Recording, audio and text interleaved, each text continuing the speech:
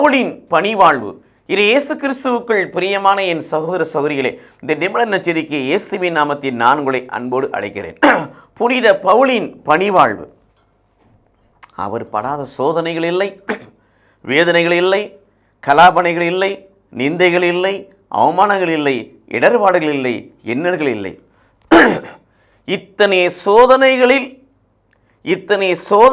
வேதனைகளையும் மிகுந்த மனத்தாழ்மையோடும் கண்ணீரோடும் ஏற்று ஆண்டவருக்கு பணிபுரிந்தார். நன்மை பயக்கக்கூடிய ஒன்றை மக்களுக்கு சொல்லாமல் அறிவிக்காமல் இருந்தது இல்லை. பொது இடங்களிலும் வீடு வீடாக சென்று ஆண்டுடைய படிப்பினைகளை கற்றுக் கொடுத்தார், வார்த்தைகளை பெற்றுக் கொடுத்தார்.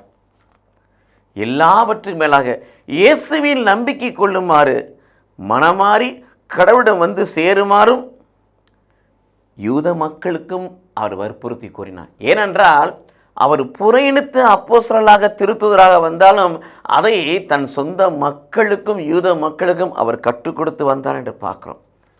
இதை இயேசு கிறிஸ்துவுக்குள் பிரியமானவர்களே, கடவுளின் திருவுளம் இயேசுவை போல, கடவுளுடைய பணி இயேசுவை போல இவருக்கு உணவாக இருந்தது. நமக்கும் கடவுளிடத்தில் மக்களை சேர்க்கிற அந்த பணி, ஆண்டவரின் திருவுளம் நமது வாழ்வின் உணவாக மாறட்டும். கடவுள் நம்மை ஆசீர்வதிப்பாராக. ஆமென்.